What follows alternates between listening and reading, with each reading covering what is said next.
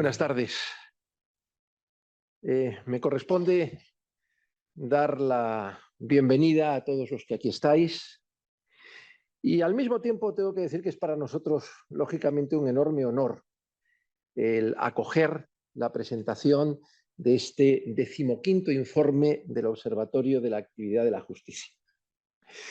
Buen momento, además, creo, para rendir homenaje y agradecimiento a los cientos de jueces y magistrados que día a día, con su labor, cumplen y desempeñan una importantísima función constitucional, garantía de la pacificación de los conflictos y esencial, como tantas veces hemos hablado, ¿verdad, Juan?, para el desarrollo económico y la competitividad de un país.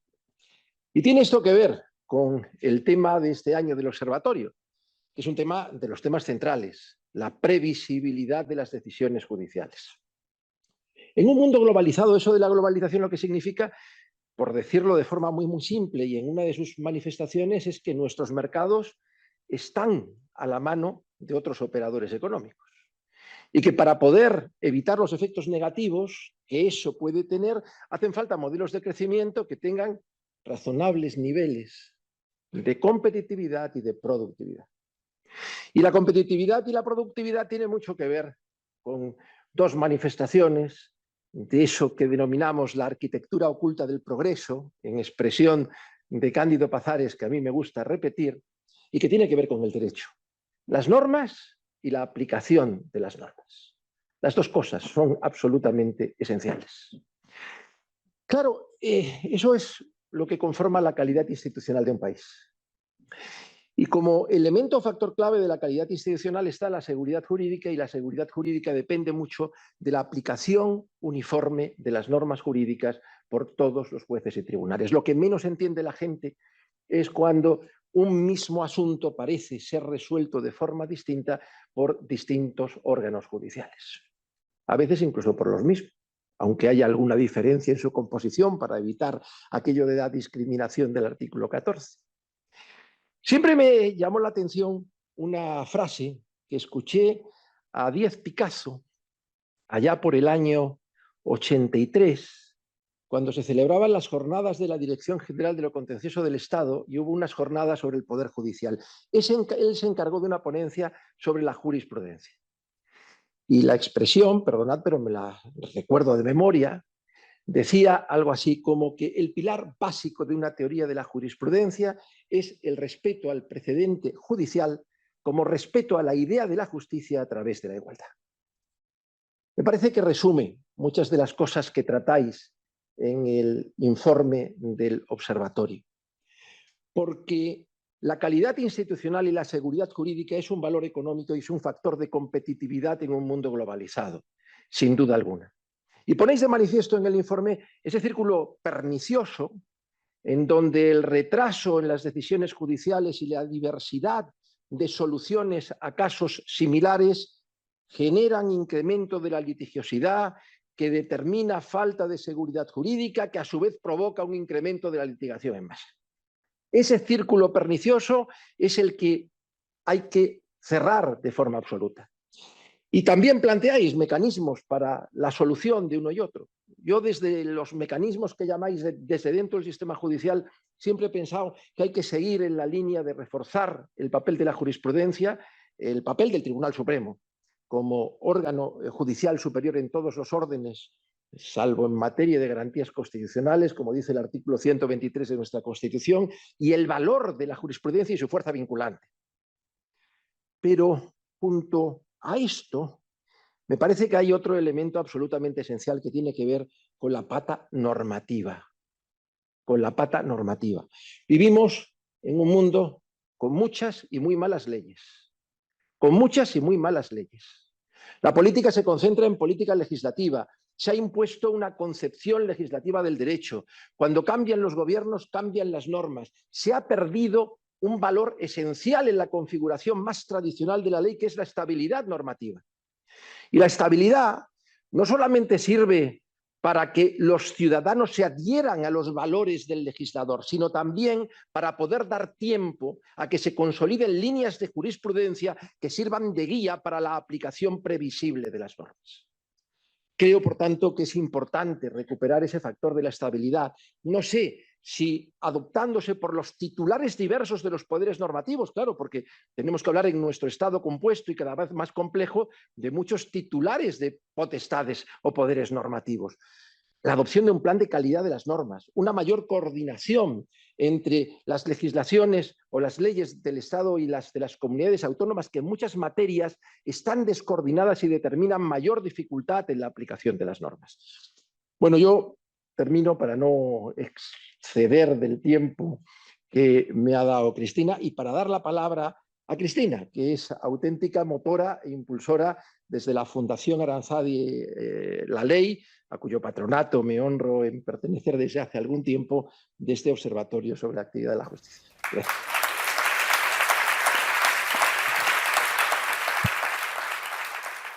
Muchas gracias, Jesús. La verdad es que es un lujo tenerte en el patronato y además que nos hayas cedido este maravilloso auditorio en un sitio tan espectacular. Muchas gracias a todos por acompañarnos en la presentación de la 15ª edición del informe del Observatorio de la Actividad de la Justicia de la Fundación Aranzadi La Ley. El estudio se ha podido realizar este año, como todos los años anteriores, gracias al patrocinio de Banco Santander. Así que también nuestro agradecimiento a nuestro patrocinador principal. Muchas gracias también, que no quiero que se me olvide, al equipo del despacho, al equipo de eventos de Uria Menéndez, porque nos ha puesto muy fácil la coordinación y la logística del acto. La presentación del informe anual del Observatorio de la Justicia coincide con nuestro primer aniversario bajo la denominación de Fundación Aranzadi La Ley. En febrero de 2023, la Fundación Wolters Kluwer, como muchos de ustedes saben, dejó de serlo para alinear su nombre con el de las dos entidades ahora en proceso de fusión, cuya sostenibilidad la Fundación refuerza en su calidad de fundación corporativa. Así que, además, hoy estamos de cumpleaños, además de presentar el informe. Y yendo ya al grano de lo que hoy nos ocupa, no podemos obviar el hecho de que la presentación de este trabajo se produce en una coyuntura política, económica y judicial de gran tensión en España, con intervención de instituciones europeas, también sumada a un contexto internacional que se ha denominado de policrisis, con, bueno, no faltan factores de distorsión, guerras cercanas, conflictos bélicos, intranquilidad también por las incertidumbres climáticas y factores como la desconfianza general o generalizada en las instituciones, que también son factores de distorsión de nuestra realidad y que además contribuyen a agitar la sociedad y como parte de ella también a sus jueces, abogados, fiscales y funcionarios de la Administración de Justicia, y les impide o les dificulta también la labor de bueno, pues la importantísima tarea de resolver los conflictos suscitados entre la ciudadanía, las administraciones públicas, las empresas, etcétera. De manera que, bueno, este contexto y ante tanto ruido y tantas informaciones sesgadas también, el observatorio aspira a aportar la necesaria imparcialidad, con datos objetivos, con certezas, con conocimiento técnico experto y con sentido común, ¿por qué no?, también al análisis de la actividad de los órganos judiciales, tanto en sus aspectos cualitativos como cuantitativos y desde la perspectiva no solo jurídica, sino también económica. La temática concreta elegida por los miembros del observatorio como objeto de análisis de carácter cualitativo en este informe es la previsibilidad de la justicia. De ello se han encargado Juan Mora Sanguinetti, que es abogado en ejercicio y economista titulado del Banco de España, ahora destacado en el Banco de Francia, y el magistrado presidente del Tribunal Superior de Justicia de la región de Murcia, Miguel Pascual del Riquelme. Por la parte del análisis cuantitativo se ha ocupado el equipo liderado por Cristina Retana, el equipo de innovación y contenidos de Aranzadi La Ley. El análisis de los más de 6 millones de sentencias del ejercicio precedente a la obtención de los datos, que los datos los obtuvimos cerca del verano del año pasado, de 2023, y hace referencia al ejercicio 2022, bueno, ese análisis cuantitativo se ha hecho a través de una herramienta de inteligencia artificial que llevamos utilizando ya varios años, que es Jurimetría, y que aporta pues, también la necesaria objetividad y automatización en el análisis de los millones de datos que de otro modo sería imposible analizar con esta profundidad. Agradezco, para terminar, también en nombre de nuestro patronato, el esfuerzo aportado a la publicación por el equipo editorial de Aranzadi y la Ley. Con él queremos aportar a la comunidad jurídica, a la clase política, a los medios de comunicación y a la sociedad en general un informe de alto valor añadido, siempre con el foco puesto, y eso es una característica de este observatorio, siempre con el foco puesto en la mejora de nuestro sistema judicial, el acercamiento de la justicia a la sociedad, a la ciudadanía y el impulso de los principios constitucionales que estructuran y fundamentan nuestro Estado de Derecho. Así que esperamos conseguirlo. Muchas gracias. Damos paso ya a la mesa redonda. Pues sí.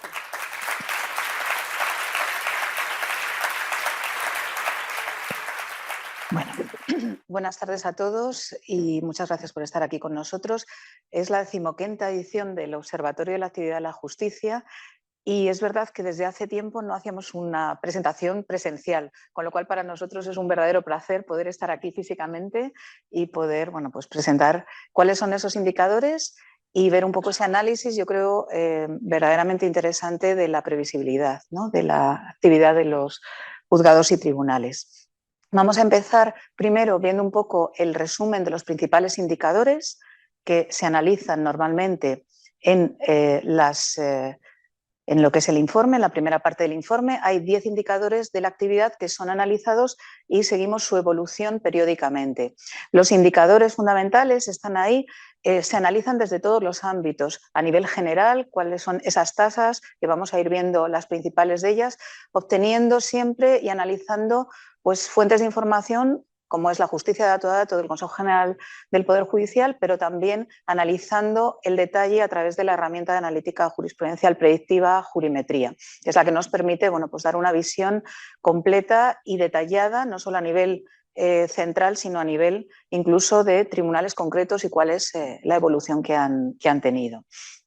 Este año, la evolución de los indicadores, como es normal, bueno, pues vemos la tendencia creciente que ya vimos el año pasado en número de casos nuevos, casos ingresados, que es una tendencia lógica, ¿no?, tras el periodo de la pandemia, donde teníamos, bueno, pues tuvimos ese descenso, ¿no? Pero es verdad que los indicadores sí que han experimentado ciertos cambios más o menos favorables, dependiendo de la jurisdicción, teniendo en cuenta un entorno en el que tenemos un incremento acusado de los asuntos civiles y penales de pues, en torno a un 8, un 6%, y una reducción, una disminución de asuntos en la jurisdicción social y la jurisdicción contencioso-administrativa. Vamos a ir viendo cómo han evolucionado esos 10 indicadores, empezando por lo que es la tasa de resolución. La tasa de resolución permite analizar cuál es la capacidad resolutoria de un órgano jurisdiccional, considerando todos aquellos asuntos que se inician y los asuntos que se resuelven en un periodo anual. En este análisis hemos visto que ha habido un descenso de esa tasa de resolución, lo cual, bueno, pues en general es un descenso que significa negativamente. Tenemos menos capacidad de resolución que en volumen de asuntos que se inician. El año anterior estábamos en una tasa de 1,07. Es cierto que tenemos una jurisdicción que es la contencioso administrativa, que es la única de todas ellas que está por encima de 1. Es capaz de resolver en volumen todos los asuntos en cifra que se puedan iniciar en cuantía total.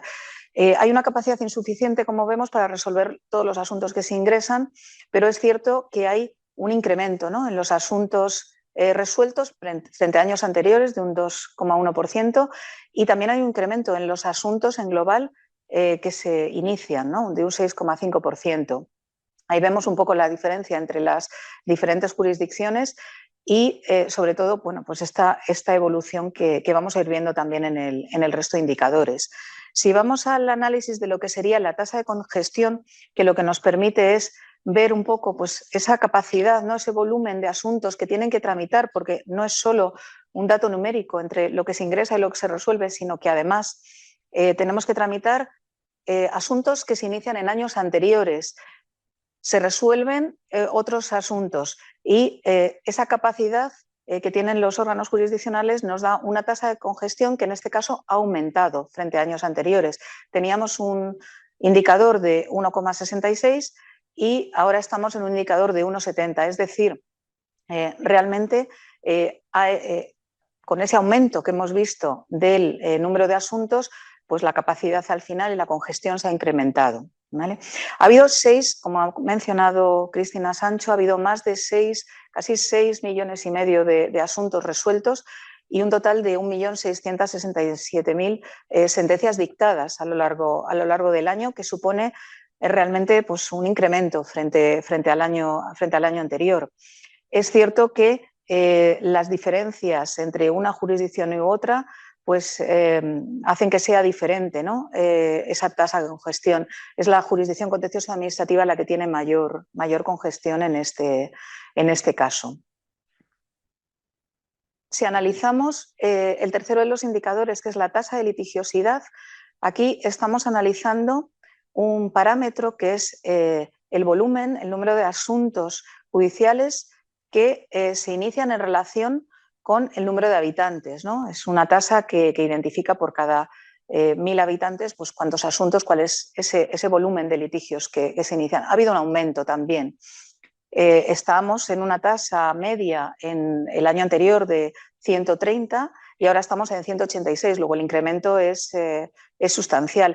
Esto realmente es un reflejo, ¿no?, de esa vuelta a la normalidad tras el periodo de pandemia. Y hay un despunte muy importante, sobre todo en la jurisdicción penal, si comparamos los datos del año anterior. En el informe del año pasado estábamos en una tasa de un 63,22 y se ha crecido hasta 116, con lo cual, bueno, pues yo creo que realmente tiene reflejo, ¿no?, en este incremento medio que vemos de la tasa de litigiosidad. A nivel de la duración media, que es un dato también que bueno, pues que nos preocupa, ¿no?, en su conjunto, cuál es la duración media, ¿no?, desde que el asunto se inicia hasta que finalmente se resuelve en cada una de las jurisdicciones. Aquí la realidad es que hemos mejorado. Ha habido una disminución de esa duración media que realmente, bueno, pues nos ha permitido mejorar un poco los datos, ¿no?, en este informe. Volvemos a datos que realmente no veíamos desde el año 2013. Esto realmente es una consecuencia también, ¿no?, de la interrupción que hubo de los plazos procesales en 2020 y la vuelta un poco a la normalidad. Pero es verdad que seguimos teniendo problemas en la jurisdicción social, en la jurisdicción contenciosa administrativa, que son las que sufren pues, un mayor periodo de duración media en general, y lo veremos también con la tasa también relevante de número de resoluciones judiciales por magistrado, por juez.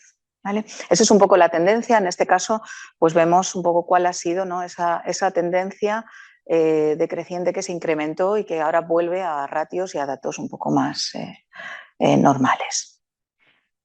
Si vemos el análisis de cómo ha ido esa duración media y a nivel geográfico de comunidades autónomas en los diferentes tribunales, pues es verdad que aquí lo que vemos es que hay zonas, hay comunidades autónomas, las de color azul más oscuro, que la duración media es superior, ¿vale? Y hay otras zonas pues, que vemos que tienen una duración media un poquito inferior, ¿vale? Esto es considerando todas las jurisdicciones y todos los órdenes jurisdiccionales, así como todos los organismos, desde juzgados de primera instancia hasta el Tribunal Supremo.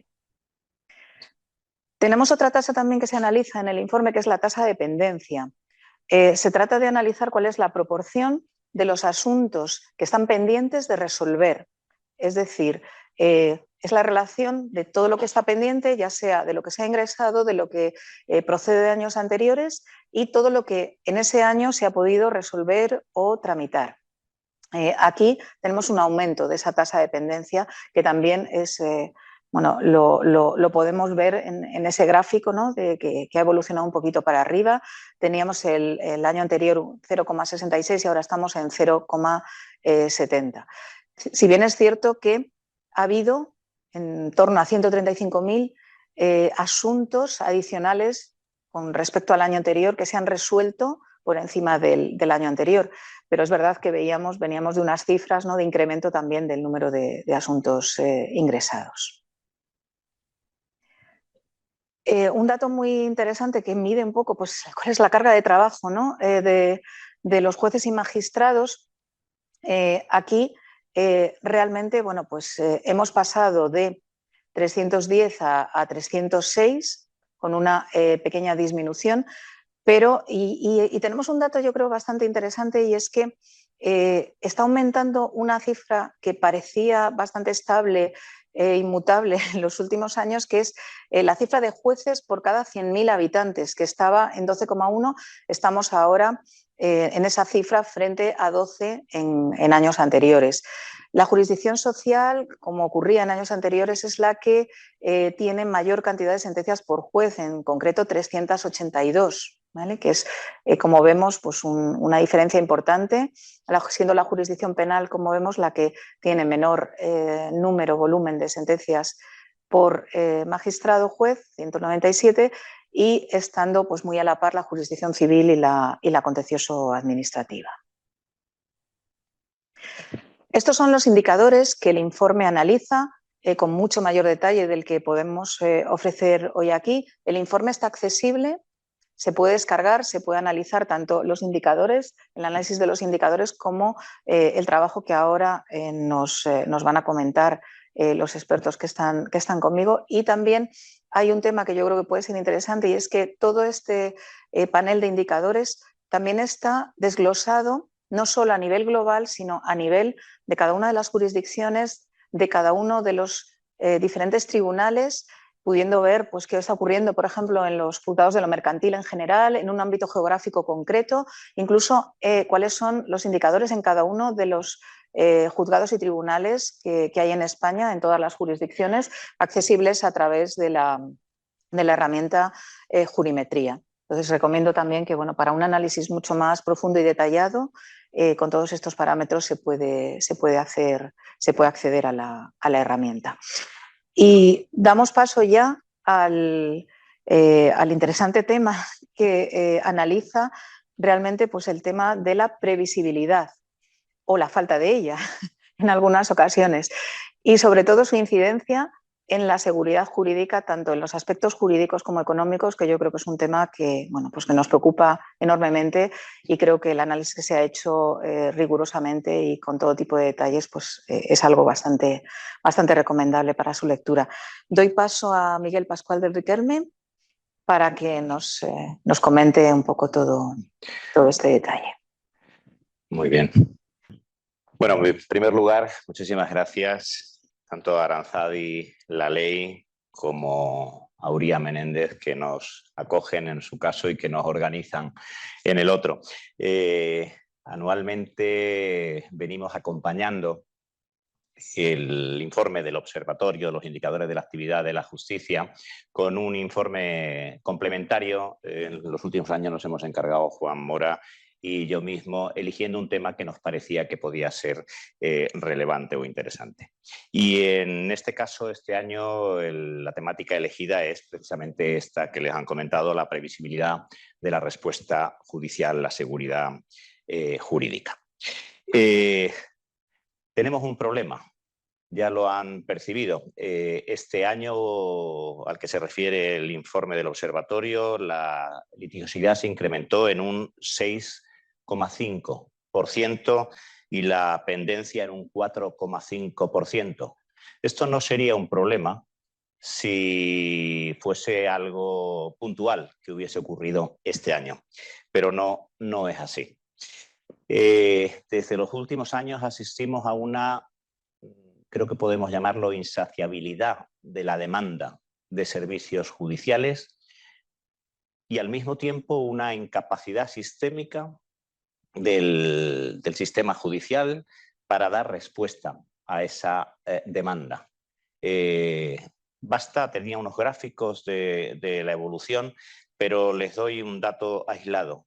Si miramos la evolución de asuntos ingresados, tomando solamente la materia civil, que es la que tiene más peso en toda la carga de juzgados y tribunales, en el año 2001 ingresaron 892.000 asuntos.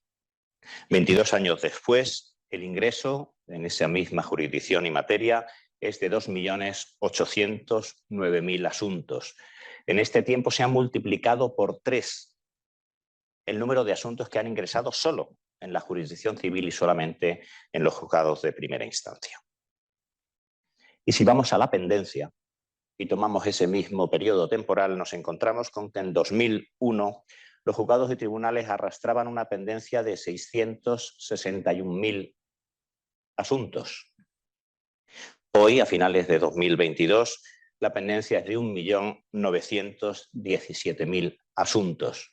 Otra vez, 3 veces más. Así que creo que no me equivoco en el diagnóstico, por simple que sea. Tenemos un problema. ¿Hasta cuándo vamos a poder soportar esta demanda insaciable, este ingreso de asuntos que parece no tener fin, con una incapacidad ya demostrada del sistema de dar respuesta? ¿Y cuáles son las consecuencias desde los parámetros de un Estado de Derecho que quiere llamarse así y presentarse como tal, y de lo que luego hablará en un análisis mucho más inteligente desde un punto de vista económico mi compañero Juan Mora? Es muy difícil tratar de discernir, bueno, ¿y cuáles son las causas que nos han llevado a esto? ¿Por qué se está produciendo este fenómeno de entrada masiva de asuntos y de incapacidad de resolverlos? Bueno, leí una vez a Fernando Rey, el catedrático, el actor, que decía que de todo problema complejo tiene una causa y una solución sencilla, pero equivocada. Y efectivamente, creo que nos llevaría a un trabajo inmenso el poder analizar todas las concausas que dan como resultado esta situación que les estoy describiendo. Pero hay un factor, y este que estamos señalando, que yo creo que incide, y es la falta de previsibilidad de la respuesta judicial, la falta de seguridad jurídica. Seguro que no es el más decisivo, pero está ahí incidiendo en ese problema. ¿Por qué se está produciendo? Y parece que todos lo compartiríamos, esa situación de falta de previsibilidad, de déficit de previsibilidad en nuestro sistema. Lo apuntaba Jesús Ram, yo creo que con muchísimo acierto. Estamos asistiendo a demasiados cambios y demasiado rápidos. A la jurisprudencia le resulta difícil fijar criterios a través del sistema de recursos con un ritmo frenético de creación normativa y con un ritmo no menos frenético de creación de nuevos problemas, por cierto, cada vez más complejos que acceden a los tribunales. En esa situación, cada vez cuesta más encontrar criterios jurisprudenciales asentados que quienes, yo llevo 33 años en la carrera judicial, antes sabíamos que podíamos tirar de nuestro propio archivo porque eran criterios que se mantenían al menos durante un tiempo razonable, pero que hoy por hoy ya no se producen en tiempos útiles. Es más, diría que en ocasiones nos estamos encontrando con jurisprudencia que termina de dar una certeza cuando ya esa certeza es innecesaria, porque ya se ha producido toda la litigación y ha entrado toda la litigación y hemos dado respuestas. Como nos ha parecido en los tribunales que era oportuno sin tener la jurisprudencia asentada. Quisiera llamar la atención de algo que creo que a veces se olvida, porque tanta imprevisibilidad produce la falta de certeza, falta de criterios asentados de la jurisprudencia, como también la tardanza en dar esa respuesta. Nos encontramos, creo que tanta impredecibilidad traslada una cosa como la contraria. Y efectivamente nos encontramos con enormes retrasos patológicos para dar respuesta en tiempos útiles. No sé si me lo van a poner y si es que sí, sí, y si no, continúo. No. Bueno, pues no pasa nada, se perdió esa presentación. Bien, a la hora de encontrar causas a ese problema, a esa incapacidad del sistema de fijar criterios, quisiera decir algo que puede resultar un poco chocante y más viniendo de quien lo dice, y es la afirmación de la ineficacia de nuestro actual sistema de recursos procesales para fijar jurisprudencia y crear previsibilidad. No voy a denostar el sistema de recursos como sistema lógico, razonable de decantación de la respuesta judicial hasta obtener la jurisprudencia que resulte aplicable. Pero la combinación de recursos en varias instancias, no solamente la segunda y la tercera, sino el Tribunal Constitucional y ahora los tribunales europeos, Tribunal de Justicia y Tribunal Europeo de Derechos Humanos, hacen que la decantación, que la fijación del criterio jurisprudencial se haga insoportablemente lenta y tardía, hasta el punto de que no sirve a los operadores jurídicos ese sistema de recursos que hasta ahora pues, nos había parecido razonable. Y se producía, esto le afecta tanto a los propios jueces como a los operadores jurídicos. Y como decía Jesús muy bien, nos encontramos con que los propios operadores, los intermediarios jurídicos del sistema, no son capaces de orientar a sus clientes sobre la base de criterios jurisprudenciales asentados y no les queda otra que introducir los asuntos en el sistema en la esperanza de que el criterio que soporta su tesis pues termine siendo el definitivamente asentado por la jurisprudencia, cosa que no ocurriría y romperíamos ese círculo diabólico en el caso de que esa certeza pudiese llegar con más tiempo. Se está produciendo, por lo tanto, un efecto muy perverso, un efecto llamada a la litigación por la falta de previsibilidad de nuestro sistema. Y también creo que es interesante señalar que la conflictividad no es ninguna patología. De hecho, es un indicador de sociedades abiertas, de sociedades democráticas, de sociedades libres, de sociedades dinámicas. Pero lo que sí es una patología es la judicialización masiva de toda esa conflictividad, hasta el punto de hacer perverso el sistema. Los tribunales se ven colapsados e incapacitados de trasladar certeza, el Estado del Derecho sufre y los operadores jurídicos adolecen de criterios suficientes para poder aconsejar otra cosa que no sea otra vez la judicialización. En esa misma línea hay un problema adicional para el que traía algunas diapositivas, pero en fin lo han podido ver también en la presentación que hacía Cristina. Te voy a recuperar, creo, en este mapa, que tiene que ver con la duración media de los procedimientos. La tesis que les traslado es solamente una idea, es que estamos muy cerca de tener una justicia de primera, una justicia de segunda y no sé si una justicia de regional, como en mi tiempo se hablaba de las últimas filas del escalafón. Y ahí lo tienen en color oscuro los territorios en donde los tiempos de respuesta son peores, hasta el punto de ser extraordinariamente diferentes. Y por lo tanto hay una extraordinaria asimetría en la prestación del servicio de justicia, con todo lo que eso conlleva, más allá de lo que es el funcionamiento normal de un servicio público que afecta a aspectos sustanciales de nuestra institucionalidad. Les pongo algunos ejemplos. Miren, en Asturias un procedimiento civil dura de media, en primera instancia, 4 meses. En Navarra, 4 meses. Y en mi tierra, en Murcia, 11,5 meses. Y esto es de media, y ustedes saben aquella historia del chico que se ahogó en un río cuya profundidad media era de 50 centímetros. Porque en esto pueden encontrar asuntos de 2 años, sin ningún problema.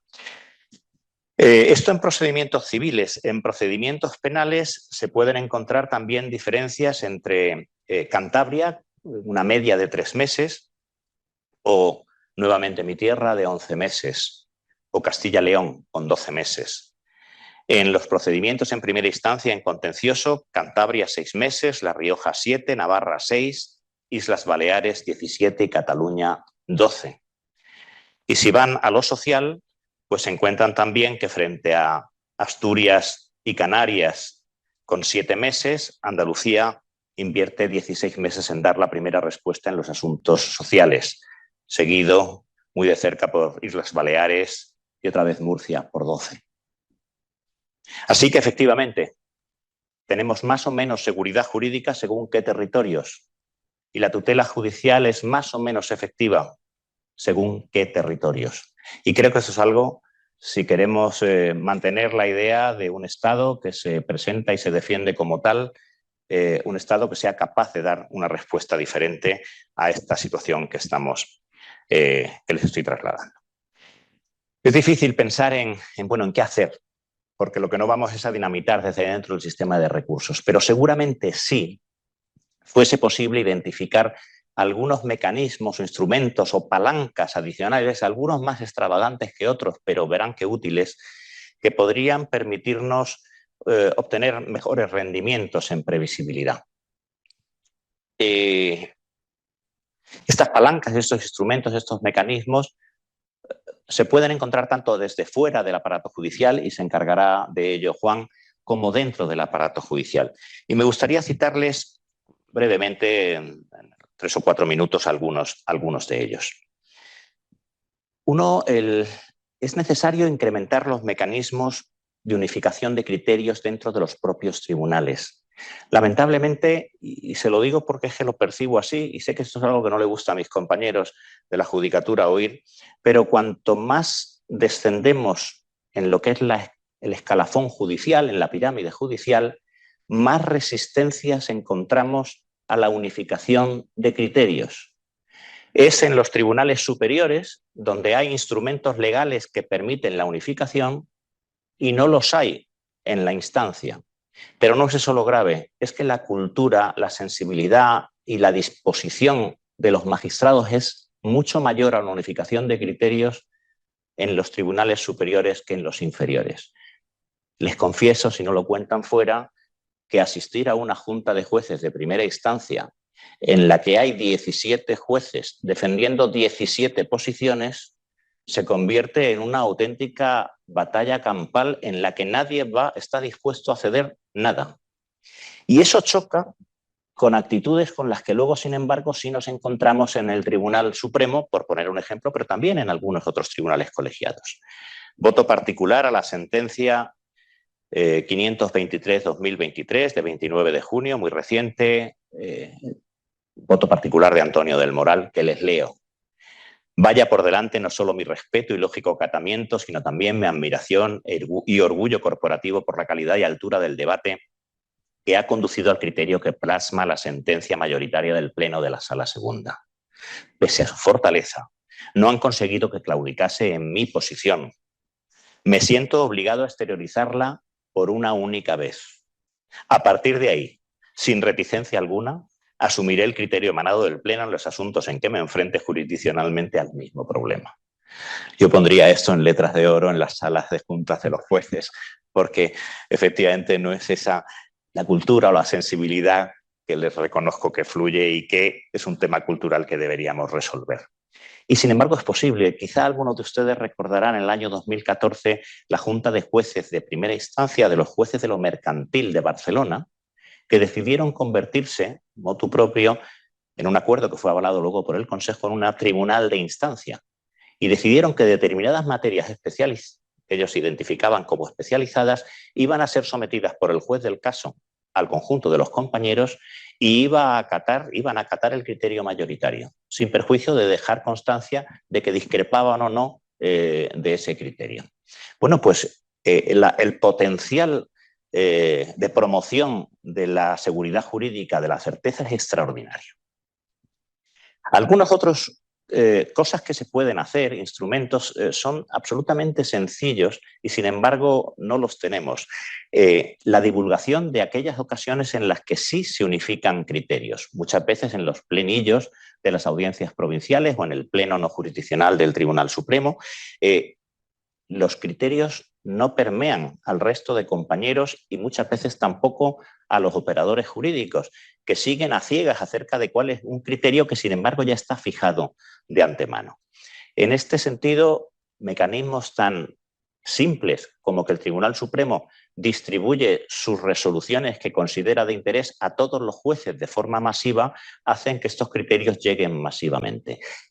Deberíamos hacer también porque llegaran a los operadores jurídicos, porque estaríamos también adelantando esa respuesta judicial que tarda, esa certeza que tarda en llegar por los mecanismos. Voy terminando. La aceleración de la respuesta en casos recurrentes o muy novedosos. Esa diarrea, me van a permitir, normativa a la que nos enfrentamos obliga a tener que estar interpretando ex novo las leyes, y también la litigiosidad masa que ahora nos está llegando nos está obligando a tener que tomar decisiones sin contar con esos criterios. Así que sería muy importante acelerar en la medida de lo posible el itinerario a través del cual los tiempos, a través del cual el asunto va por los diferentes recursos. Se han establecido algunas, y de hecho el Real Decreto Ley 6/2023, este último, de tan complicada aprobación, pues introduce ya los pleitos testigos, o extiende los pleitos testigos de la jurisdicción contenciosa a asuntos de consumidores y usuarios en el ámbito civil, también en el ámbito social, y esa puede ser una buena línea. Pero miren, hay cosas, y a riesgo de parecer extravagante, que funcionan. En Murcia, la Sala de Gobierno en el año 17 inventó, y tengo que calificarlo así, un mecanismo que denominamos pleitos sonda. Estos pleitos sonda consisten simplemente en que los jueces de instancia identifican un asunto para el cual han entrado multitud de asuntos similares, o en el que hay una novedad legislativa en el que es necesario obtener rápida respuesta. Y previa identificación le dan una línea caliente, un turno rápido a ese asunto que actúa como pleito sonda para que la audiencia provincial se pronuncie en el mayor tiempo posible. Si además eso pudiésemos extenderlo al Tribunal Supremo, podríamos obtener una o dos respuestas en pleitos modelo que nos adelantarían la respuesta judicial y todos los demás podrían ir acometiéndose. Este tipo de pequeños mecanismos que no violentan el sistema de recursos podrían ser utilísimos para acelerar los tiempos de respuesta.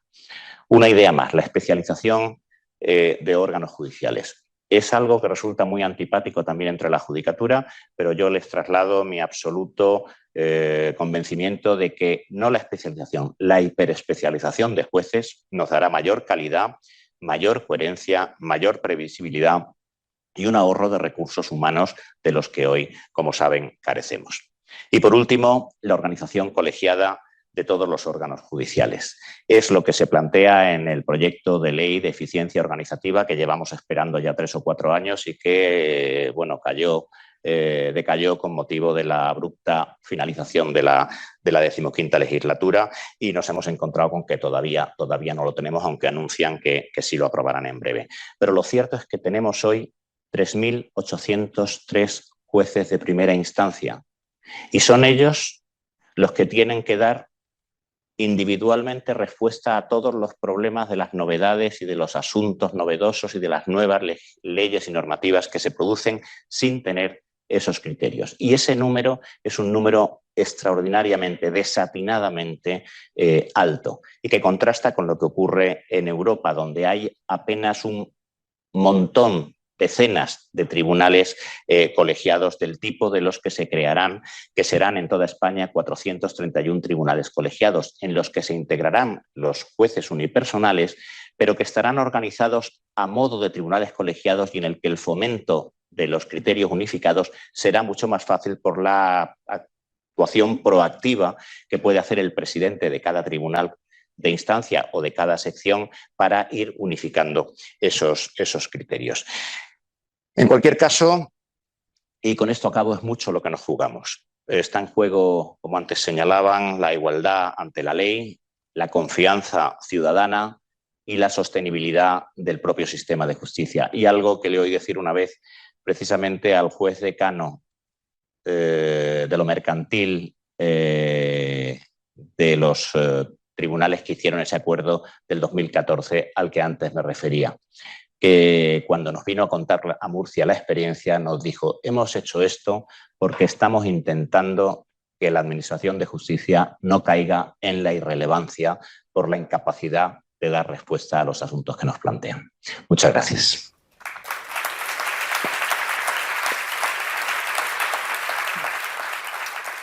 Muchas gracias, Miguel. Muy interesante, como siempre. Damos paso a Juan Mora Sanguinete, que nos va a hablar precisamente de esa previsibilidad, pero en concreto, pues el análisis que hace sobre todo de los aspectos y efectos económicos. Sobre la medición, voy a tratar tres aspectos, ¿no? Efectivamente. Voy a parar un momentito de nuevo en el tema de la medición, porque creo que es interesante a nivel metodológico, para tomarlo como un paso para hablar de las consecuencias económicas y de algunas soluciones también que nos viene del ámbito económico del análisis de los datos. Pero creo que es interesante a nivel metodológico hablar un poquito de la medición. En los debates que están en el tronco del funcionamiento del observatorio, que es el análisis de los datos, y también las herramientas como jurimetría, está la gran cuestión de cómo evaluar los sistemas judiciales. Y esta propia pregunta no es sencilla, nunca ha sido sencilla. La justicia, en parte, forma parte de los debates inflamados porque hace años no se medían las cosas y formaba parte del mundo de las percepciones y, por tanto, un ámbito perfecto de discusión, de política, de charla, en fin, agresiva, tal vez, en la cual todo el mundo podía tener razón. Y si bien es difícil medir la justicia, hay que intentarlo. Muchos modos se pueden tomar, de hecho los que cubre jurimetría, los que cubre el observatorio, pero en general la discusión académica sobre cómo podríamos tener un buen sistema judicial, al fin y al cabo, se reduce a unos pocos tótems, a unas pocas columnas, que sin duda, tal vez, que un buen sistema judicial, el español, el francés, el italiano, cualquier sistema judicial debería ser rápido, lo cual tiene que ver con la congestión del sistema, tendría que tener un coste de uso razonable, tendría que ser previsible, que es de lo que estamos hablando aquí, y una cuarta columna tal vez más complicada, más difícil de medir todavía, que es que además sea independiente e íntegro. En otras palabras, que las resoluciones sean fiables en un sentido más de percepciones. Bueno, todas las medidas son importantes, de hecho todas se ven correlacionadas a nivel estadístico, a nivel analítico, y por tanto no nos equivocamos nunca al hablar de una olvidando las demás, porque al fin y al cabo todo está correlacionado. Pero en este observatorio, todo el equipo, Miguel y yo también nos pusimos la gorra de intentar medir una de las tres principales columnas, pero la más difícil de las tres a nivel de medición, que es la previsibilidad. Porque claro, se le pregunta a alguien, no necesariamente jurista, sino más bien un no jurista, ¿qué es la previsibilidad de la justicia de una sentencia? Y la respuesta es un resultado del mundo de las ideas, bueno, pues que sea previsible. Es decir, previsible es que pueda tener una cierta idea como ciudadano o como empresa de que aquello que es mi percepción sobre lo que es la justicia en mayúsculas se parece a aquello que voy a observar y además se mantiene en el tiempo y además es parecido en todos los juzgados y por tanto eso me ayudaría a no litigar cuando no tengo razón, tal vez. Bueno, pues precisamente esa es tal vez la idea de la previsión del mundo de las ideas, es lo que tenemos que superar para pasar al mundo de la previsión con datos. ¿Y cómo se puede medir con datos, o al menos aproximar con datos, lo que es la previsibilidad? Pues está en el centro de la cuestión que tanto se repite en el observatorio en esta edición y que hemos tratado de forma expresa. Y es en el círculo de previsibilidad con conflictividad. Un sistema imprevisible, un sistema en que las partes tal vez puedan esperar distintas resoluciones ante el mismo tipo de caso, el mismo tipo de conflicto, llevará a la conflictividad. Y ese es precisamente el centro de la cuestión que a nivel metodológico utilizó la OCDE para proponer una posible aproximación siempre imperfecta a la previsibilidad. En otras palabras, de nuevo, si un conflicto parecido tiene como resultado sentencias y aplicación de principios muy distintos, e incluso la parte que tal vez de forma intelectual sabe que no tiene razón, probará suerte a entrar en conflicto por si le toca la resolución que a esa parte conviene. Por tanto, según la OCDE a nivel metodológico, por ejemplo, el número de recursos, el número de apelaciones que tenemos en primera instancia hacia la segunda será una aproximación de la percepción que tiene la población, los operadores, los abogados, pero las empresas y los ciudadanos sobre la imprevisibilidad, la consistencia, la igualdad de resultados en las distintas instancias y en general en los distintos tribunales. Si tomamos esa idea, que como digo es muy imperfecta, pero es una aproximación legítima, es mejor tener esto a no tener nada, tenemos resultados. Y este primer gráfico de columnas lo que muestra es precisamente el número de casos recurridos ante la segunda instancia respecto de la primera instancia como porcentaje de casos de la primera instancia. Cada columna es un país y se han agrupado los países por también ese otro concepto tremendamente imperfecto y bastante criticable, que son las familias legales. Si es que queda algo a día de hoy de una familia legal, pero bueno, se agrupan a un lado, al lado más a la derecha, los países que consideramos más parecidos a nosotros, tradición francesa, romana, en fin, depende de la literatura, de la bibliografía que se utilice, países más de derecho civil germánico, nórdico en este pequeño grupo de aquí y por último, más a la izquierda, los países que, si es que existen a día de hoy, los países de common law. Bueno, pues si que lo observamos rápidamente, tendríamos al menos que centrarnos en el grupo nuestro, que es comparable, que sería el romano-francés, y que tenemos ahí, la columna en rojo es España, y que nos indica los datos objetivos, pues que cerca del 8% de todas las sentencias de primera instancia se recurren a segunda instancia en España. Y hay diferencias, que es lo interesante, porque con datos comparables nos dicen los datos que esto ocurre solamente en un 5% de los casos en Portugal y en cambio, por cierto, ocurre en el 12% de los casos en Francia.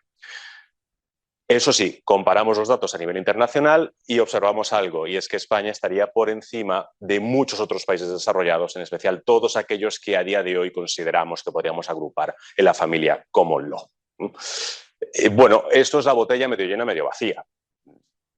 No nos dice este gráfico que estemos en el furgón de cola del mundo, como tantas otras veces los datos nos dicen que somos demasiado autocríticos con nuestro propio sistema y eso nos quita posibilidades de desarrollo, de atracción y señalizamos mal a veces el valor que tiene nuestro sistema, el funcionamiento de nuestro sistema. Pero sí nos dice la botella medio vacía también, y es que tenemos mucho que mejorar y incluso dentro de nuestra propia familia. Por cierto, los datos de Inglaterra, no digo Reino Unido y los demás, hay que verlos con una cierta lupa, porque claro, esto habría que corregirlo por la posibilidad real de que pudiera recurrir. Claro, si estás en un sistema common law en el cual es casi imposible recurrir o requiere básicamente el permiso de instancias inferiores, evidentemente los datos están demasiado reducidos para ellos, pero no nos quita el mensaje principal de la situación de posible mejora y potencial mejora. Otro gráfico más en el mismo camino es mismo mensaje con otra corrección. Casos recurridos en segunda instancia respecto de la población de cada país. De nuevo, España por encima de muchas otras familias legales y en la situación media o ligeramente medio alta de nuestro propio sistema, que podríamos llamar francés, romano, franco-romano. Esto nos lleva, por tanto, ya a la reflexión siguiente y es ¿qué consecuencias tiene la mejorable previsibilidad y también la mejorable situación de otros factores, pero concretamente la previsibilidad en el caso de España? Y es de nuevo la idea del círculo que hemos mencionado. Si el sistema no es suficientemente previsible, estamos dando pie, justificación y legitimación a que haya más recursos y que haya en general más litigación. Y esto es peligroso. Nadie está en contra en esta sala en ningún momento, es decir, yo mismo soy abogado, en ningún momento estamos criticando el derecho fundamental a acceder a la jurisdicción y a litigar. Por supuesto, nada más. De hecho, Miguel lo ha definido, es signo de una sociedad sana y que se mueve.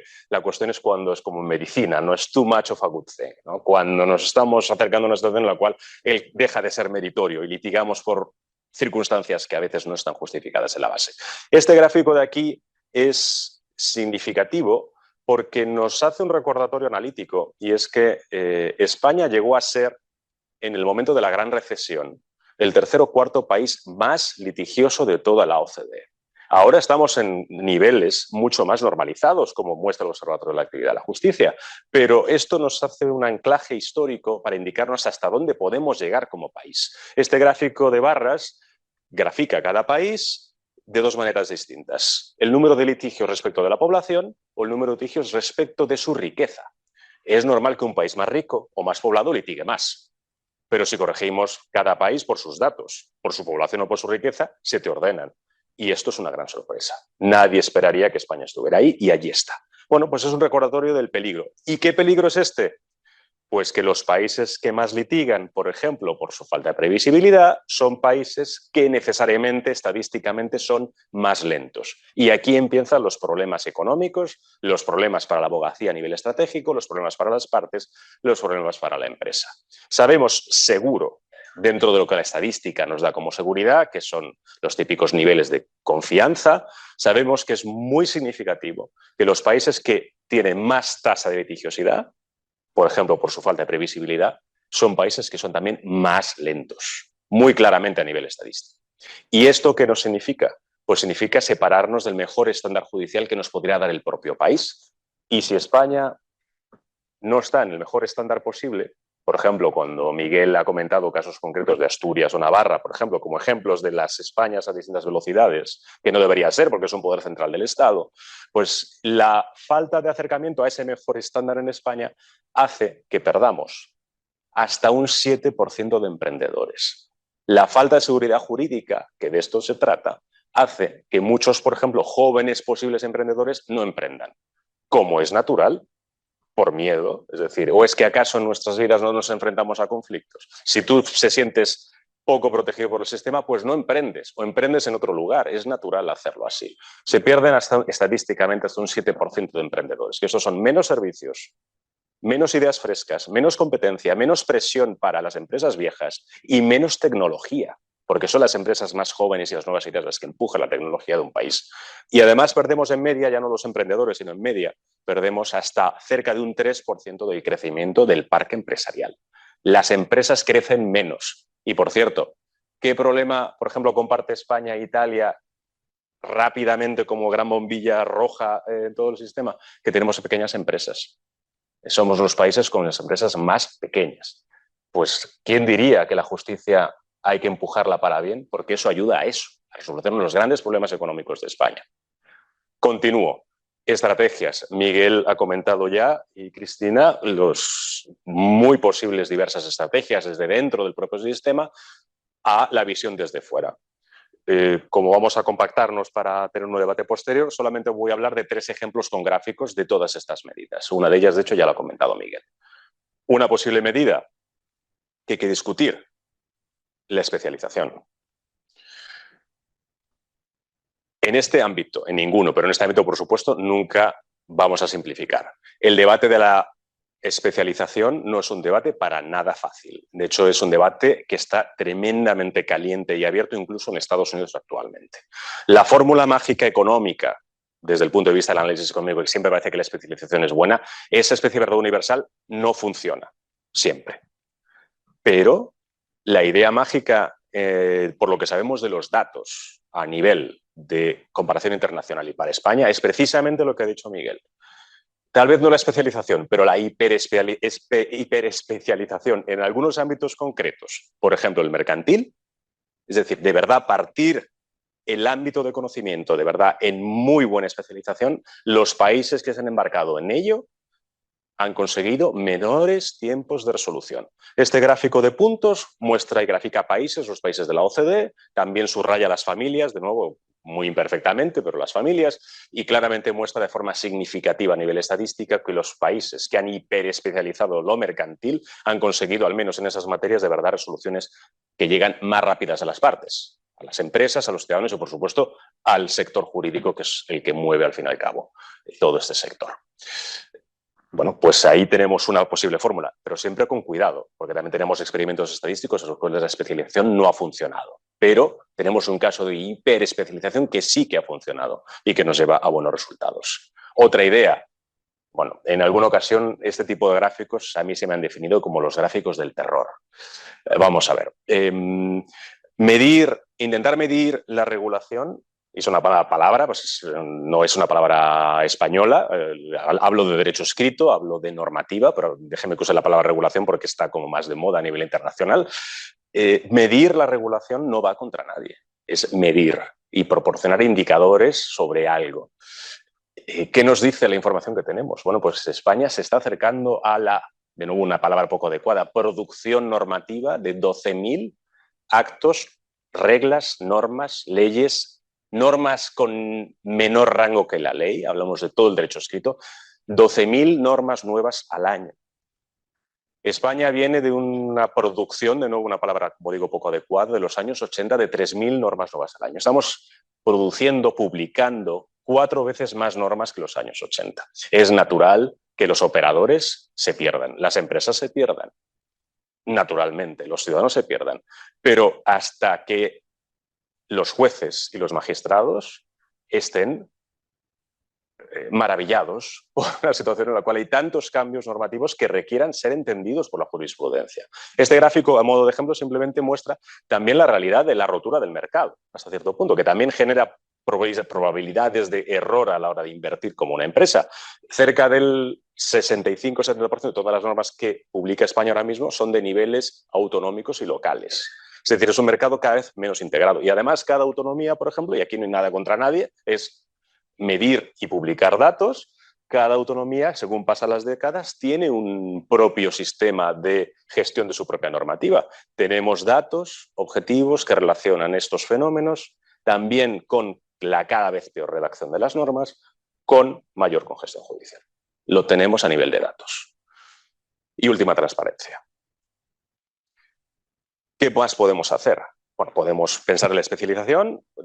Podemos pensar en, sin duda, políticas de mejor regulación, de better regulation, y por último, no por último, pero como otro ejemplo más, la utilización de los datos y de la estadística judicial, la jurimetría y la modelización de los datos en los órganos judiciales a nivel global del Consejo, pero también en los grandes despachos como estrategia, evidentemente, lo que nos da es nuevas técnicas de gestión.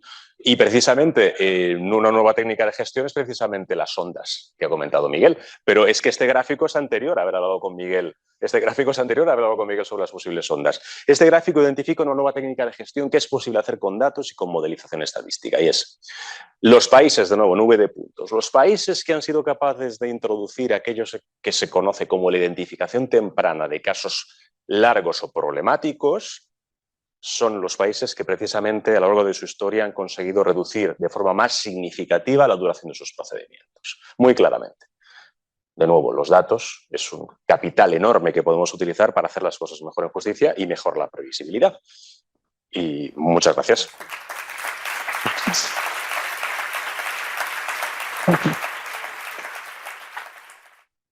Bueno, muchas gracias a ambos. Tenemos unos minutos todavía para ofrecer al auditorio si quieren hacer alguna pregunta, alguna cuestión, algún comentario tanto a Miguel como a Juan. Estamos encantados de responder. ¿Tenemos una pregunta por ahí?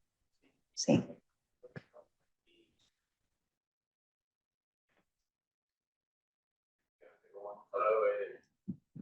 Bueno, pues el colapso del sistema judicial es patente.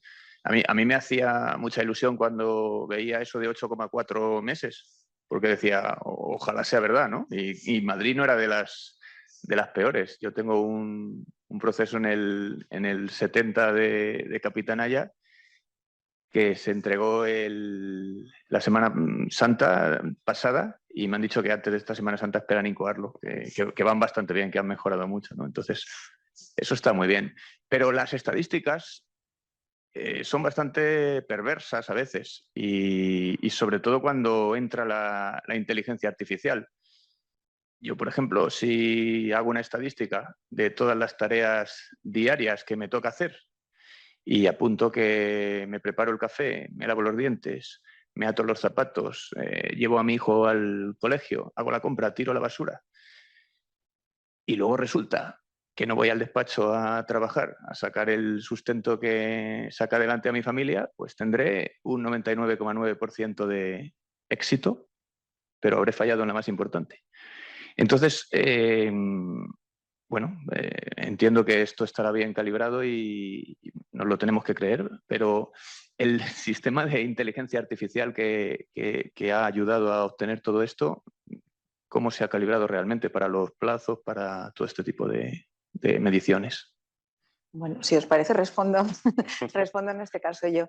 A ver, toda la parte de inteligencia artificial lo que ayuda es a analizar un volumen de información, que es toda la información jurisprudencial, que sería imposible analizar manualmente. Son unos indicadores que están basados en unos parámetros objetivos y extraídos directamente de las propias resoluciones y son parámetros que nunca deben ser utilizados de una manera automática. No puedes sacar una conclusión jurídica o una decisión crítica en base a un parámetro, pero te ayudan como punto de partida pues, a un análisis más profundo o a ir viendo y analizando cuáles pueden ser pues diferentes posicionamientos, qué análisis concreto puedes hacer. No solo de estos indicadores, aquí hemos visto los 10 principales, pero dentro de jurimetría hay muchos otros ratios y datos pues, que se van viendo, ¿no? Y que pueden ayudar, ¿no? a analizar la jurisprudencia desde un punto de vista diferente a lanzar una búsqueda sobre millones de resoluciones judiciales donde tienes una probabilidad, ¿no?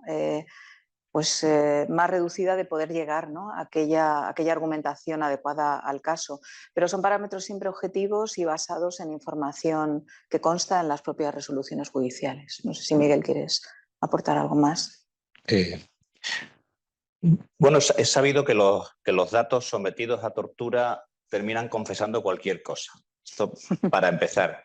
Pero en cualquier caso es el único ejercicio posible el que tenemos de establecer unos parámetros y hacer mediciones, sabiendo que en algunos casos esas mediciones no reflejan la realidad de asuntos concretos que todos tenemos. Ya lo decía antes con lo del río y la media de profundidad, pero lo que sí nos permiten es dos cosas. Una es comparar. Si utilizamos los mismos parámetros, incluso aunque nos den resultados que puedan estar distorsionados o haya que estudiar, es siempre respecto de distintas realidades y podemos comparar cómo está cada una de ellas. Y sobre todo nos permite diagnosticar para tomar decisiones. Es decir, si utilizamos los datos, por ejemplo, de duración de los procedimientos y lo combinamos, por ejemplo, con datos objetivos que tienen que ver con las medias de jueces, las ratios de jueces por habitantes, pues entonces nos encontramos, por ejemplo, que Castilla-La Mancha tiene 11,7 jueces por cada 100.000 habitantes, mientras que Cantabria tiene 14,6. Si comparamos y combinamos esos datos, sabemos dónde tenemos que crear jueces, porque sabemos que tenemos un problema de jueces y un problema de esperas. En ese sentido, aunque a veces los datos producen sensaciones extrañas, no se corresponden con la realidad que yo estoy acostumbrado a vivir, tienen un valor extraordinario. Y se lo dice quien ha vivido la mayor parte de su tiempo sin tener ningún dato. Íbamos a ciegas en los juzgados. Uno podía saber aproximadamente los asuntos que tenía registrados mirando el libro, pero no más allá. Aquellos sumatorios de cifras resultaban inviables. Ahora mismo sí tenemos datos, más allá digo de que luego pues, las estadísticas, que además, insisto, son perversas. Por ejemplo, la estadística está computando el número de asuntos por delitos leves o que se archivan inmediatamente en una guardia. Claro, esto te hace distorsiones extraordinarias. No, esto no es así, esto no ocurre. Bueno, es así en las medias, ahora hay que analizarlo trozo a trozo, pero nos da una foto comparable y que nos permite tomar decisiones en base a datos. Ese es el valor que yo creo que tienen. Gracias, enhorabuena, por supuesto, por este magnífico informe una vez más. Yo echo en falta una cosa, y es que con esta descripción tan clara y tan precisa del informe, no nos hayamos referido a los medios alternativos de solución de conflictos. Es decir, hay un problema de litigiosidad evidente, pero ¿por qué en España no funcionan de forma efectiva estos medios alternativos, la mediación, el arbitraje, la conciliación? Yo tengo una opinión y creo que en gran medida no es un problema de regulación legal, sino de convencimiento de los operadores jurídicos en tratar con sus clientes este tema. Esa es mi opinión personal, pero me gustaría conocer vuestra opinión desde el punto de vista de la mediación intrajudicial y desde el punto de vista de la mediación extrajudicial.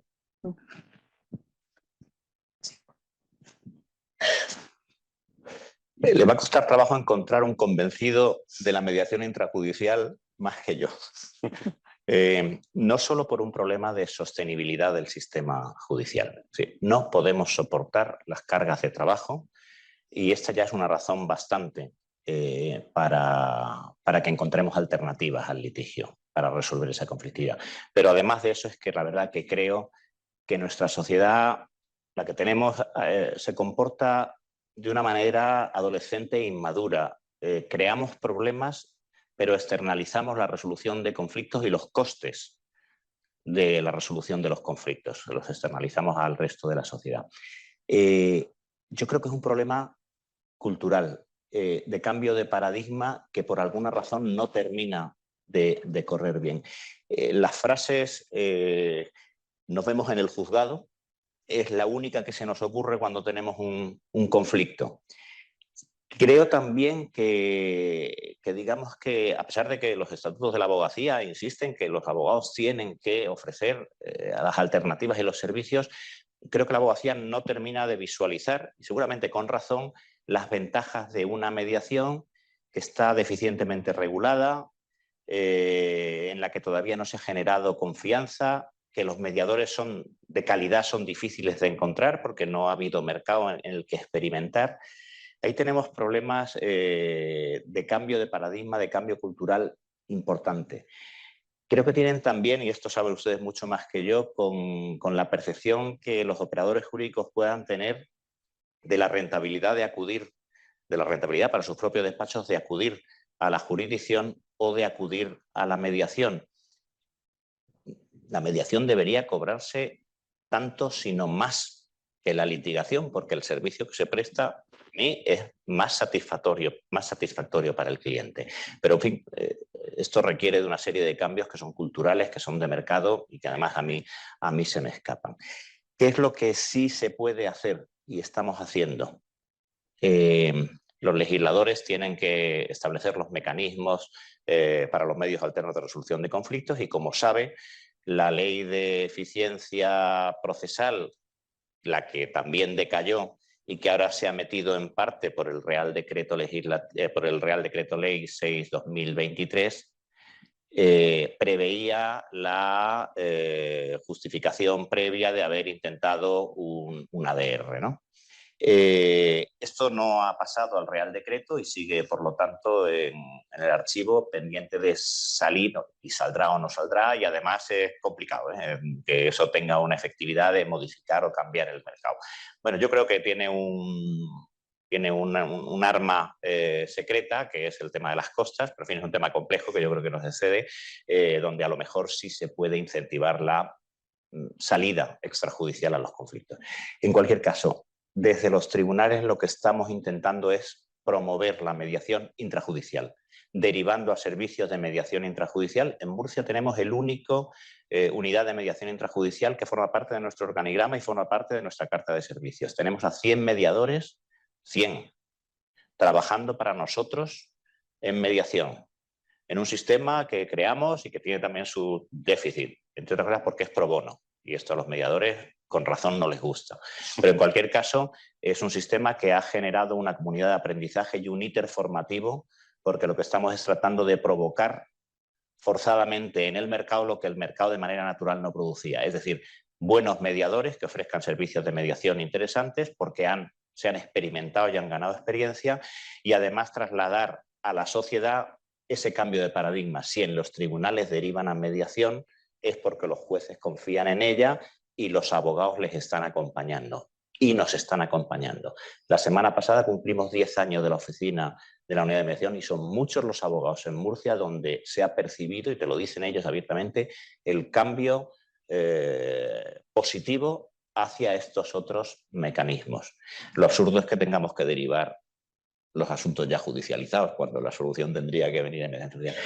Son cambios complejos que yo creo que tienen que ver con cambios culturales, y lo que sí creo, yo por lo menos estoy seguro, pero es que creo que es cierto, que es un problema de sostenibilidad, de supervivencia del sistema judicial, que encontremos otros mecanismos a los que además yo creo que ya están recurriendo ante la incapacidad del sistema de dar respuesta. Y se nos está yendo gente no porque crean que es mejor la mediación o cualquier ADR, sino porque saben que no les vamos a dar respuesta en tiempos útiles. Una última pregunta y...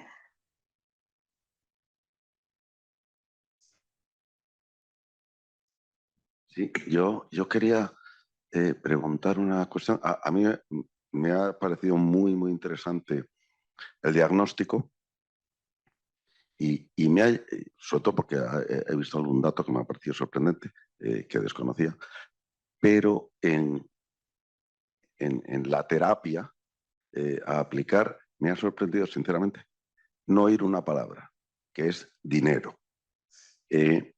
Y en todo esto, más jueces, mejores ordenadores, mejor personal, instalaciones, más capaces, jueces mejor pagados.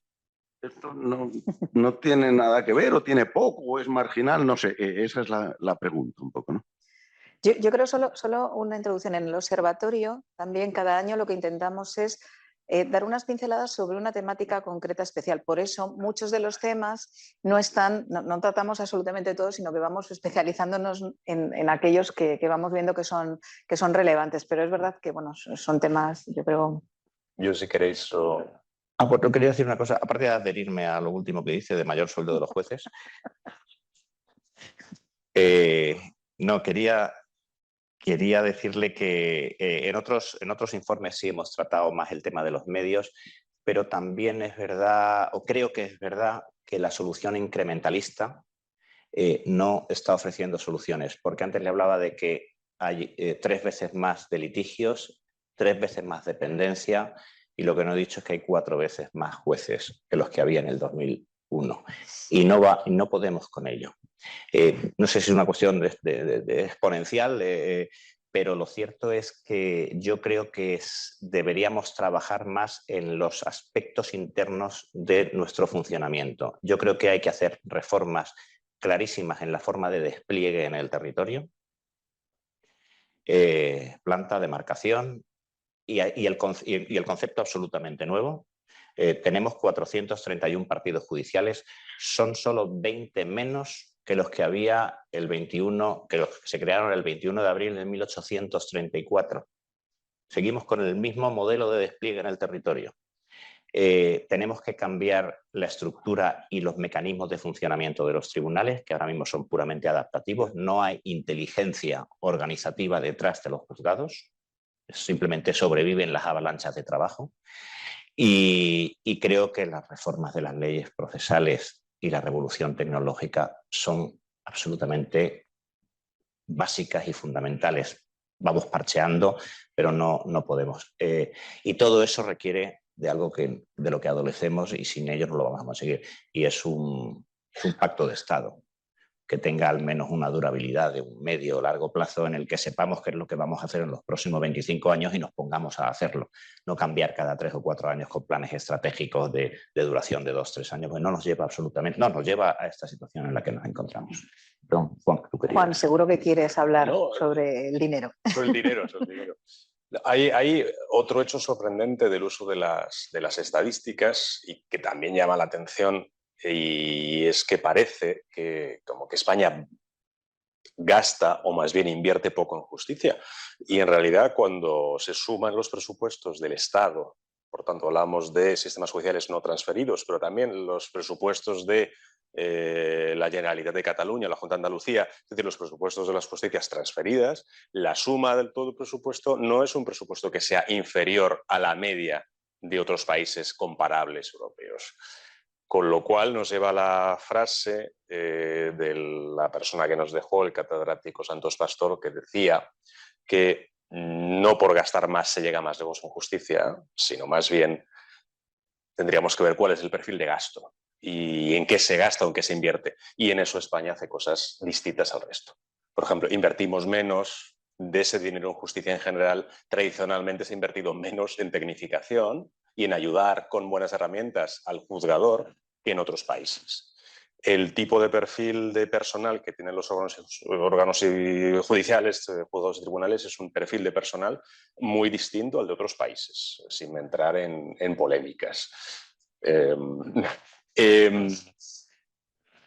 El tipo, y esto es gratis, el tipo de gestión también a nivel de perfil de gestión de cuál es el poder del juez dentro de su órgano judicial es muy distinto en España de otros países. Y aquí en este caso ya ni siquiera estoy diciendo de distribuir dinero hacia unas partidas u otras, sino que En España el juez, por supuesto, dicta sentencia, pero tiene poco poder de organización, no se le da poder de organización. Y en otros países tiene mucho más poder de organización. Y dejo una última idea, que sí cuesta dinero. Enlazando con la pregunta de Carlos sobre los mecanismos alternativos de solución de controversias. Hay un gran reto cultural que está en la mesa, es decir, no sé si seremos capaces como país de dar el paso tan necesario de utilizar los MASC, la conciliación, el arbitraje, porque igual tenemos tal vez un tema cultural todavía que evolucionar, pero países cercanos a nosotros como Italia, por ejemplo, sí se les ha ocurrido un pequeño incentivo económico, pues, por ejemplo, bonificar con 500 euros el éxito de la utilización de mecanismos alternativos. Eso cuesta dinero, pero tal vez puede ser un empujón hacia ese nuevo modelo que nos gustaría, y es que no todo caiga en el sistema judicial. Y complemento justo el dato que da Juan con otro. Nosotros, es verdad, y suele llamar la atención, como dice él, que gastamos tanto como muchos países en justicia de nuestro ámbito, pero la mayor parte de nuestro gasto se va en recursos humanos. Y cuando nos comparamos con los otros países del Consejo de Europa, somos de los que más funcionarios tramitadores tenemos y al mismo tiempo de los que menos jueces tenemos. Ese es el tipo de cosas que tienen que ver no con el cuánto nos gastamos, sino, como dice muy bien Juan, en qué nos gastamos. Pero para saber en qué nos gastamos hay que haber hecho un pensado antes, como dicen en mi tierra, de a dónde queríamos ir y qué sistema tener. Tenemos una última pregunta. Sí, bueno, más que una pregunta, yo voy a ofrecer una solución. Fíjate, qué novedosa vengo. Yo he tenido un procedimiento que llevamos en él, pues algo así como 10, 12 años. Litigio tras litigio, tema de familia, yo llevo mucha familia, uno tras otro, uno tras otro, uno tras otro, continuamente para ejercicio de patria potestad. Bueno, no había manera de ponerlos de acuerdo. Entonces, yo quiero hablar, yo no era nada partidaria ni de mediaciones ni de nada, pero quiero hablar de un servicio que tiene el Ayuntamiento de Madrid que me parece magnífico y que te mandan desde el propio juzgado. Y es coordinadora o coordinador parental. Es un servicio que funciona maravillosamente bien. Deja intervenir a los letrados, cosa que, por ejemplo, el CAI, el letrado es, o sea, como un enemigo público número uno que no te deja ni saludarlo. En cambio, aquí te deja intervenir. Hablan separadamente con los letrados y luego llegan a los acuerdos con las partes. Han logrado poner de acuerdo en algo así como 3 meses a una familia que llevaba 10 años pleiteando por todo y han logrado ponerlos de acuerdo prácticamente en el 90% de las cosas. Entonces, lo digo porque es una opción también, ¿verdad? Cuando se presenta una demanda, solicitar la intervención de un coordinador parental de tal manera que va a dejar de judicializar todos los problemas que puedan surgir en el futuro, sino que se van a hacer a través de ese medio. No sé cómo funcionarán en otros lugares, no sé si lo hay fuera de Madrid, pero de verdad lo aconsejo en Madrid, que yo no era nada partidaria y estoy que no me lo creo, porque es que era a 3 pleitos por año. Yo pierdo, pero me importa muy poco viendo lo bien que va. Así que eso es lo que...